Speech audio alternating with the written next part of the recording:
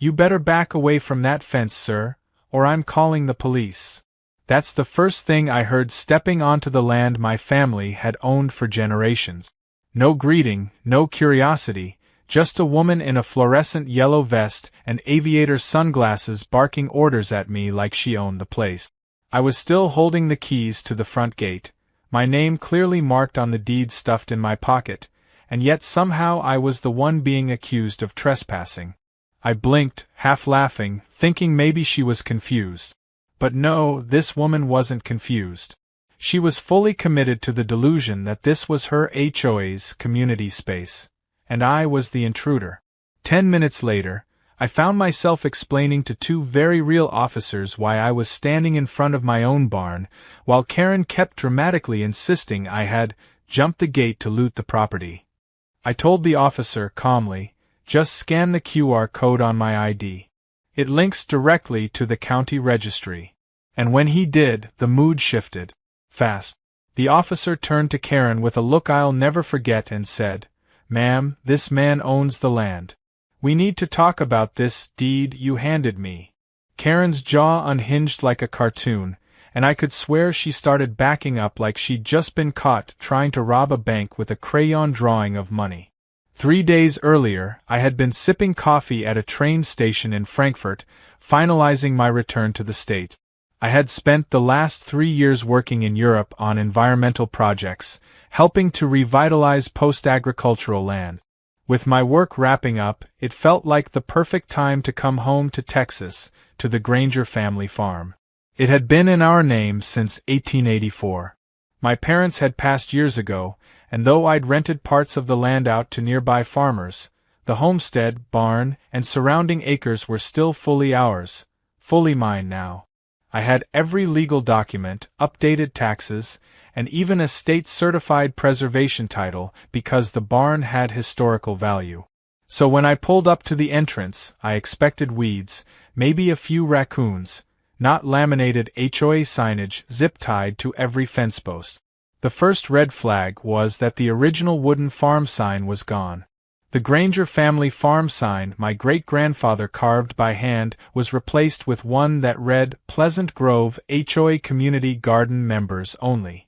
I sat in my truck for a moment, confused. Maybe the tenants had made a temporary agreement with the HOA for gardening access? But the more I looked around, the more wrong it felt. The gate had a padlock that wasn't mine. There were solar lights lining the gravel drive. Someone had put up lawn gnomes near the barn. And that's when I noticed her, Karen. She was patrolling like a security guard, clipboard in hand, sunglasses pushed to the tip of her nose. She marched over like she was doing me a favor, asking in the most condescending tone, "Can I help you, sir?" I told her, trying to keep it casual, that I was the owner, just getting a look around. That's when her demeanor changed. "This is private HOA property. You need to leave immediately. Trespassing is a criminal offense," she snapped. I blinked, genuinely unsure if she was joking. I told her again that I owned the farm. She laughed. "Oh, we've had plenty of crazies try that scam before. You people see a nice open space and think you can just walk in and claim it. Not happening today." She pulled out her phone and started filming me. "This is for evidence," she said smugly, as if I was seconds away from stealing the barn and strapping it to my truck. Then she called the police. I stayed exactly where I was, leaning on the fence, arms crossed, waiting. When the police showed up, I greeted them politely. One of them, Officer Blake, seemed receptive. The other, Officer Mendez, clearly knew Karen. She whispered something to him and pointed at me. He walked over and asked for ID, which I handed over along with my state-issued title card. But then Karen, still filming, produced a thick folder of paperwork. "Here's our HOA deed showing community claim to this land. This man is trespassing. He's been aggressive." I didn't even react. I just pointed to the QR code on my ID. Officer Blake scanned it with his phone. Less than 30 seconds later, his eyebrows shot up. "Ma'am, this registry shows Mr. Granger as the sole legal owner of this parcel. This deed you provided doesn't match the registry at all. Karen's face lost all color. That must be an error, she stammered. We annexed this area years ago. It's always been part of Pleasant Grove HOA. No, ma'am. It hasn't, Officer Blake replied, handing her back the folder. It appears this is your mistake, and I suggest you stop interfering with private property. Karen tried to argue, but now the attention was on her. Mendez took a few steps away, clearly uncomfortable with how this was turning out. After the cops left and Karen stormed off muttering something about her attorney, I walked the land. There were raised garden beds, a gazebo in the middle of the field, and even a coop with chickens. My barn had a new lock. My porch had been power washed and painted some god-awful shade of coral, and someone had added a hammock between two pecan trees. The nerve. I wasn't sure how long this had been going on, but I knew one thing. Karen wasn't just squatting. She was orchestrating something bigger. This wasn't a one-off confusion. It was a hostile takeover attempt. And she picked the wrong trespasser. That night, I reviewed the documents I brought home from Europe, scanned copies of everything I'd need to press charges if necessary. I also called a property lawyer friend, told him everything, and by the time I went to bed, we had a plan. But before I could take action, I needed proof of what this HOA had been doing on my land. And if Karen wanted to play hardball, I was ready to bring a legal bulldozer.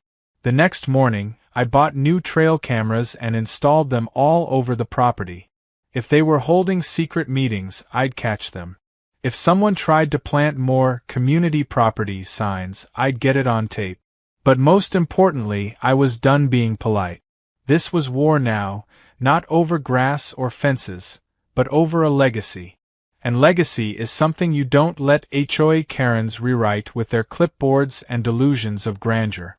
I woke up the next morning to the sound of roosters crowing, not mine, by the way.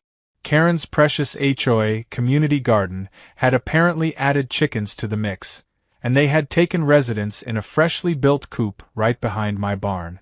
I stepped outside, coffee in hand, and saw a neighbor walking their dog along the perimeter fence like it was some public park. The absurdity hadn't worn off overnight. If anything, the weight of how far this HOA had gone made it even more ridiculous. I wasn't just dealing with a woman mistaking property lines. No, this was a calculated effort to seize, convert, and profit from land that didn't belong to her or anyone else in that subdivision. And she'd gotten pretty far with it, too. After finishing my coffee, I headed straight to the county recorder's office. I needed to know if Karen had actually filed anything legitimate. Maybe she pulled off some obscure zoning loophole or annexation clause while I was overseas. I wasn't expecting much, but what I found shocked even me. The clerk behind the desk gave me a puzzled look when I asked if any HOA annexations had been filed for parcel 429-12B, the Granger family farm. She typed for a moment, then frowned. "We've got a community overlay claim here, filed 9 months ago by the Pleasant Grove HOA, she said slowly. But this claim isn't complete. It doesn't have legal consent from the parcel owner, which is you." I asked her to print everything. I wanted the full packet of Karen's fantasy paperwork. And as soon as I got it in my hands, the puzzle pieces snapped into place. She had filed a community development overlay, claiming the land had been abandoned and that the HOA had assumed responsibility to beautify and protect it. But it was missing key signatures, including mine. The document even had a public endorsement section filled with scrawled names from a neighborhood survey that looked more like a block party sign-in sheet than a legal endorsement. I laughed under my breath as I read it.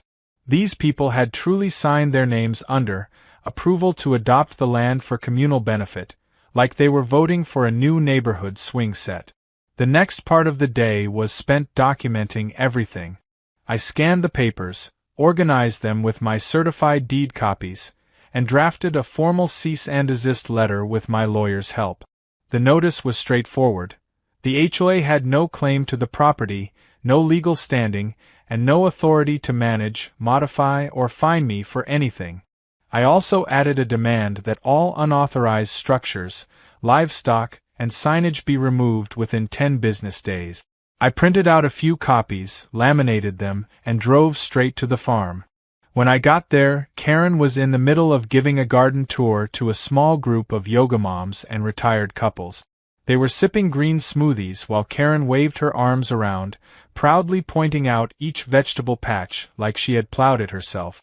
I parked just outside the gate and walked right through, this time carrying a small folder and a GoPro clipped to my shirt. The second she saw me, her face twisted like she'd eaten a lemon. "You need to leave immediately," she barked. "I've already warned you about harassment. This is HOA protected property." I smiled, pulling the laminated notice from the folder. "Actually, this is a formal cease and desist letter. You and your HOA have zero legal claim to this land. Here's the documentation to prove it." She didn't even read it. She snatched the paper, looked it over for half a second, and crumpled it like I'd handed her a grocery flyer. "This is a scare tactic," she said loudly, turning to the tour group. "This man is not the owner, he's trying to intimidate us." I reached into the folder again and handed her a certified copy of my deed.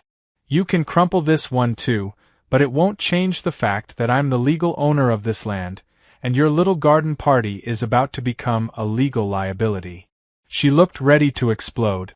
"We'll see what the HOA legal committee says," she snapped, before storming off toward the barn. I watched her go, noting the fresh padlock on the barn doors, one I didn't install. While the group awkwardly dispersed, murmuring amongst themselves, I started removing her absurd signs. I yanked the HOA Community Use Zone banner off the fence and tossed it in my truck. I also took pictures of every unauthorized structure: the gazebo, the chicken coop, the yoga mat station near the oak tree. I wasn't about to touch them yet. My lawyer warned me not to, so instead, I documented everything in detail. That night, the retaliation began. As if on cue, I found 3 envelopes stuffed in my mailbox. Fake HOA fines. One charged me $1,200 for unauthorized interference with HOA operations. Another said I owed $700 for property defacement, and the third warned of potential HOA litigation for community endangerment. I actually laughed when I read them. Not a single one was signed by a real attorney, nor did they reference a legitimate statute. The funniest part? One of the letters had a typo that read, "Failure to pay may result in immediate evaporative measures," which I assume meant eviction, unless Karen had found a way to vaporize me off the land. Still, the joke wore off quickly. My lawyer told me we needed to take action soon before Karen got more creative. He recommended we start by gathering undeniable evidence of their intrusion and misrepresentation. That's when I decided to install motion-triggered cameras. I spent the next day quietly setting up trail cams throughout the property, inside trees, behind fence posts, even in the weather vane atop the barn. If Karen or her minions tried to build more, host another event, or sneak in under cover of night, I'd catch them. 2 days later, the cameras delivered. I got a ping on my phone around 9:30 p.m. I opened the app and watched as Karen and 2 other HOA board members entered the barn with flashlights. They laid out folders and diagrams on my father's old workbench, my bench, and discussed how to stage a reclaimed land ceremony that weekend. One of them, a guy with a clipboard and a ponytail, said, "We'll hold the ribbon cutting here, then get Channel 7 to cover it. If we go public fast enough, it won't matter if he owns it. The court of public opinion is what counts." Karen nodded, saying, "We just need to make it look like it's always been ours. Once it's on TV, he's the trespasser." I paused the footage, staring at the screen in disbelief. They weren't just lying to neighbors, they were coordinating a full-blown media manipulation campaign. And that's when it clicked. If they wanted to play public games, I'd go public too. Because I had something stronger than petty fines and a clipboard. I had the truth, the title, and the receipt. I sat on my porch the next morning with the camera footage playing over and over on my tablet. Karen's voice was sharp, commanding, and eerily confident. She spoke like someone who believed they were untouchable, Someone who thought public perception was more powerful than fact. Once it's on TV, he's the trespasser. That line echoed in my head like a bad song stuck on repeat. It was one thing to illegally occupy my land. It was another to weaponize the media against me. I knew I had to move quickly before she dragged this circus even further into fantasy. So I made a call to someone who knew exactly how to handle a situation like this, an old classmate of mine who now worked as an investigative reporter for the local news. Her name was Mia. We hadn't talked since college, but when I sent her the footage and explained the backstory, she called me within 10 minutes. Her voice crackled with energy as she said, "This is gold. HOA overreach, fake paperwork, a legacy farm at risk. Viewers are going to eat this up." I didn't want fame or attention, just justice. But if Karen wanted to play the public game, I'd let the world see her for who she really was. Mia scheduled a visit for the next morning and brought her camera crew. I walked them through the property, showed them the fake HOA signs, the unauthorized modifications, and finally, the damning video footage of the late-night barn meeting. Mia asked me to sit for an interview right by the old oak tree that had stood on our farm for over 100 years. She knew the power of a good visual. By the time the news segment aired that evening, the reaction was instant. Emails poured in. Neighbors, former HOA members, even strangers from across the county reached out in disbelief. Comments flooded the news station's page. Some called Karen a power-hungry yard dictator. Others offered to volunteer if I needed help removing the HOA junk off my land. But what I didn't expect was the internal revolt that began brewing inside the HOA itself. It started as a whisper, a few board members distancing themselves from Karen's actions. But by the next day, screenshots of their group chat leaked on a local forum. The texts were brutal. One message read, "Karen is going to take us all down with her. We were just following her lead." Another said, "She lied to us. She said the farm was already donated. I feel sick." And then came the surprise visit. A silver truck pulled into my driveway around noon. Out stepped a tall, weathered man with a folder in hand and a faded cap that read 1973 Land Development Association. He introduced himself as Paul Becker, the original developer of the Pleasant Grove neighborhood. He'd seen the news piece and wanted to set the record straight. We sat at the porch table, and he opened the folder to reveal the original zoning map. "I designed this community back in the early 80s, he said, tapping the yellowed paper with a thick finger. "And I can tell you right now, this farm was never part of the HOA jurisdiction. Never. I kept it separate on purpose because of its heritage status. That woman has no claim, and this map proves it." I felt like I'd been handed a smoking gun. Paul agreed to testify if it came to court. Not only did he have maps, but he also had memos and correspondence with the city zoning office from back when the neighborhood was first approved. I scanned every document, organized them neatly, and sent digital copies to my lawyer. That same afternoon, we updated our legal filing. The suit was no longer just about trespassing and fraudulent claims. It now included defamation, misrepresentation, and attempted land seizure. But while the legal side advanced, I still had to deal with Karen's day-to-day antics. Despite the growing pressure, Karen doubled down. I spotted new flyers taped to mailboxes around the neighborhood, warning residents not to fall for media manipulation, and claiming I was trying to turn the land into a commercial factory. She even posted a fake blueprint online showing a fictional rendering of a gas station and parking lot labeled, "Coming soon to your backyard." It would have been hilarious if it wasn't so reckless. Neighbors started asking questions. Some looked angry. A few drove by my gate slowly, staring like I was some villain threatening their gardens. That's when I knew I had to act again. Instead of hiding, I hosted a meet and greet on the property. I put up a sign inviting neighbors to come by for coffee and conversation. Mia returned with her crew to cover it, and I made sure to lay everything out in the open. Photos, deeds, maps, even video clips on loop at a small table with a TV. People trickled in slowly, cautiously. But once they saw the evidence, the mood changed. One couple told me they paid $600 last year to join the community farm, and were told it was donated land. Another neighbor brought her kid and said Karen had banned him from using the swing near the barn because he didn't pay his harvest dues.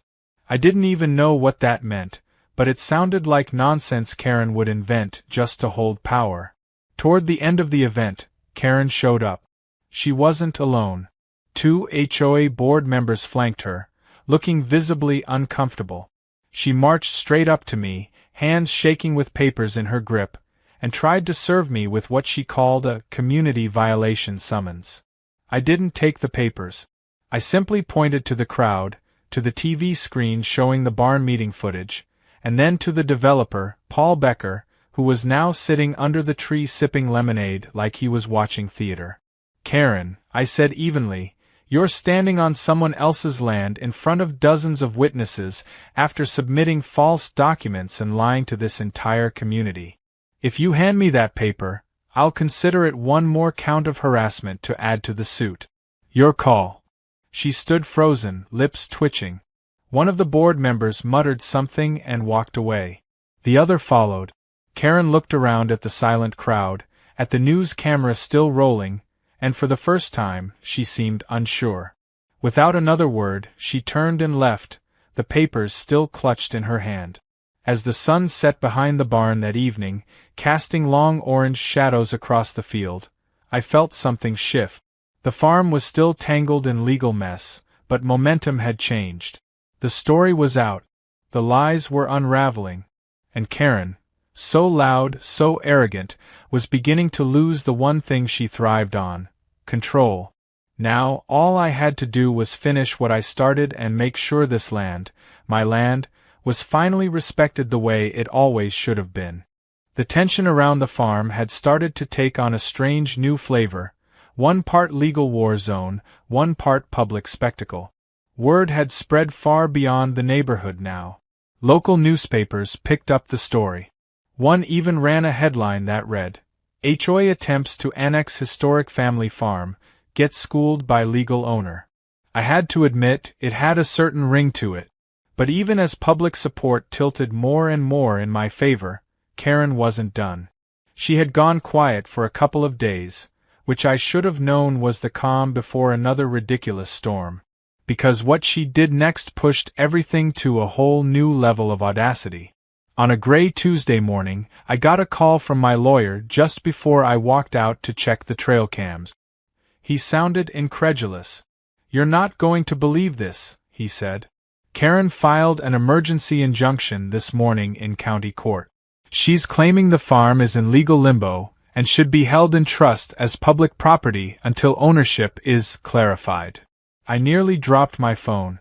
The woman who had forged documents, lied to police, and staged unauthorized events on my land was now trying to get a judge to temporarily seize it under the pretense of protecting the public interest. I didn't wait. I drove straight to the courthouse. My lawyer met me outside and handed me the paperwork.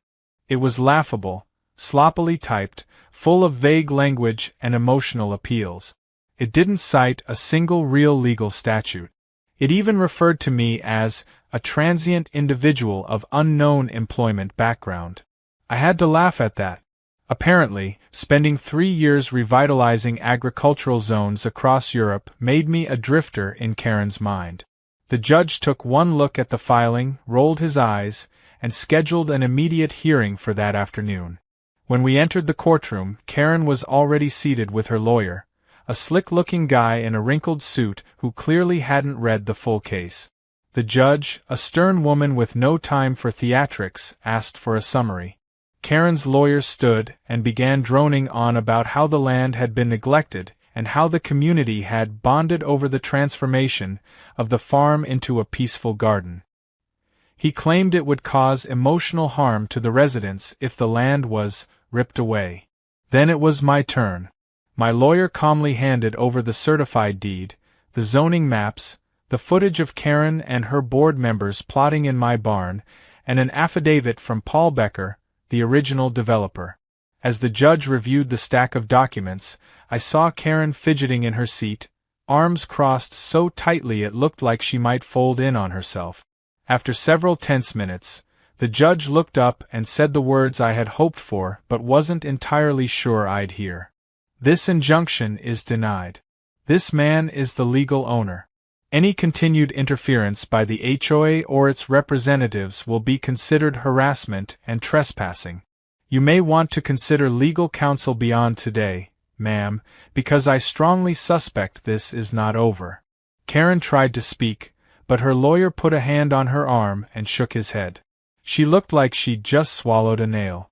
With the court behind me, I knew the HOA board was going to start eating itself alive, and I wasn't wrong. By the next day, 2 more members had resigned publicly.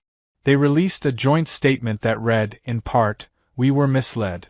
We regret our involvement and stand by the rightful property owner." The remaining members scheduled an emergency vote to remove Karen from the presidency, and when she got wind of it, she went into full meltdown mode. I got a call from a neighbor who witnessed Karen pacing around the community center, yelling into her phone, accusing everyone of betrayal and sabotage. She'd gone from smug commander of the HOA to paranoid queen with no kingdom. I didn't need to lift a finger at that point. The residents were turning on her. One family sent me a box of produce they had harvested from the community garden, along with a note that said, "We had no idea. We're so sorry. Thank you for protecting this land." Another neighbor offered to help remove the structures if I needed labor. But I still held off. My lawyer said not to touch anything until the countersuit was filed. He was preparing a civil case that would officially list damages, including legal fees, defamation, and emotional distress. I didn't need to swing a hammer to get justice. I just needed to follow through, calmly and methodically. Still, that didn't stop Karen from making one last desperate attempt to save face. She showed up at the farm again, but this time she brought 2 hired private security officers, in matching polos with a fake HOA badge printed on the chest. She marched up to my front gate, stood behind them like some kind of suburban mob boss, and loudly declared that they were here to inspect and secure the premises. I didn't even bother arguing. I just pulled out my phone, hit the emergency line, and calmly told the dispatcher that trespassers were attempting to forcibly enter private property with fake credentials. Police arrived within minutes. Karen tried to twist the story again, but when the officers asked for her documentation, she handed them the same laughable forged papers. They weren't amused.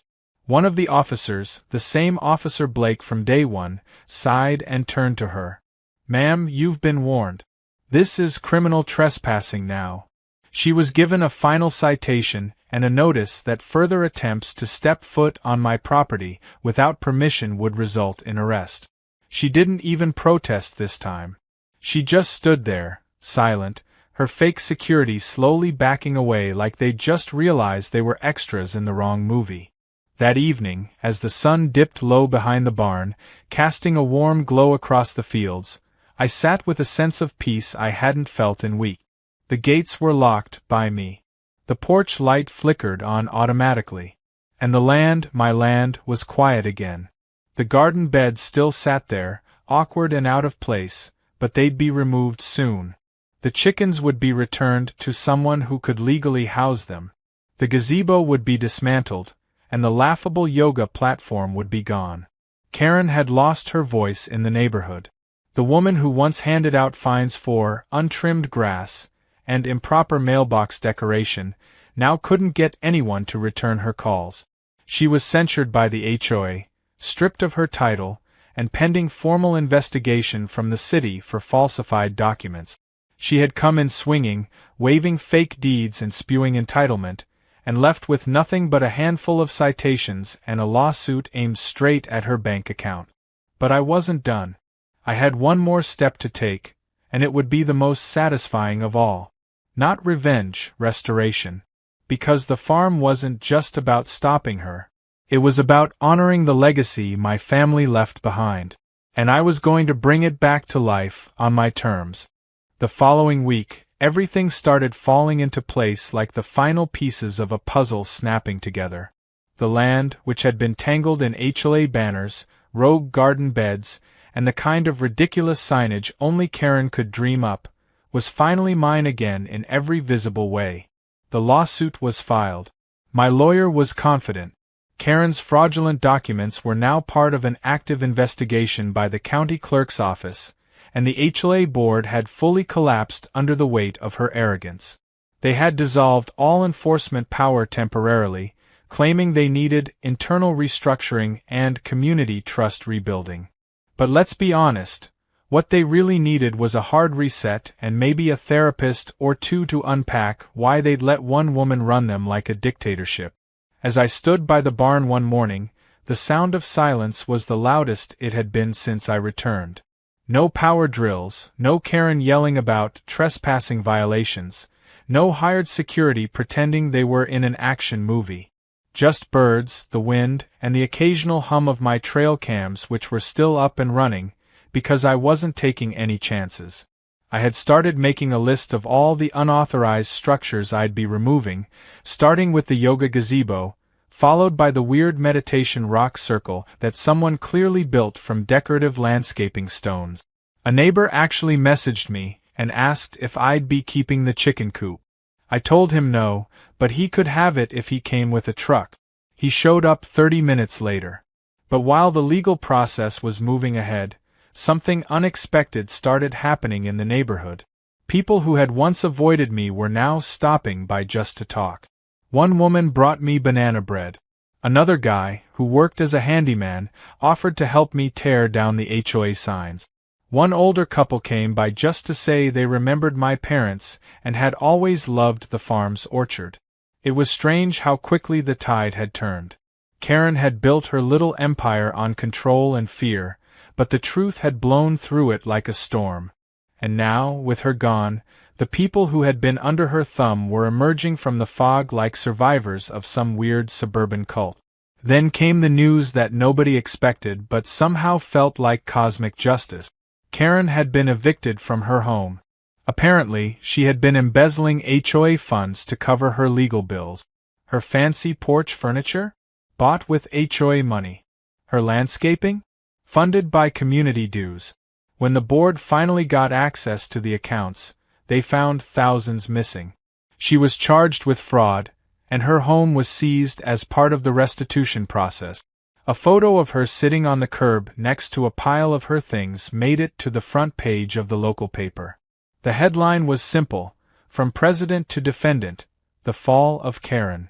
I framed a copy and put it in the barn. In the weeks that followed, I turned my attention back to what mattered: rebuilding the farm. But not just as a private sanctuary. I wanted to restore what it was always meant to be, something that lived between community and heritage. So I reached out to a few local schools and offered to host field trip. I partnered with a local nonprofit to start a real, legally sound community garden on one corner of the land. But this time there were contracts, waivers, insurance, and, most importantly, mutual respect. No power grabs, no fines. Just people growing vegetables and watching kids learn where food really comes from. The barn was cleaned out, repainted, and fitted with solar panels. I turned one section into a little museum of sorts. Photos of the farm over the generations, tools my grandfather had used, even a map showing how the land had changed since the 1800s. A family friend helped design a sign that stood near the entrance. It read, "The Granger Family Farm, Restored and Protected." Underneath that, in smaller print, it said, "Private property. HOA fines will be laughed at." People loved it. Some took selfies with the sign. Others just nodded and smiled as they passed. But perhaps the most satisfying moment came during the community's annual fall market. The HOA used to control it, selecting which vendors could sell, how much space they could use, and how much they had to pay. This year, the city allowed it to be hosted on my land.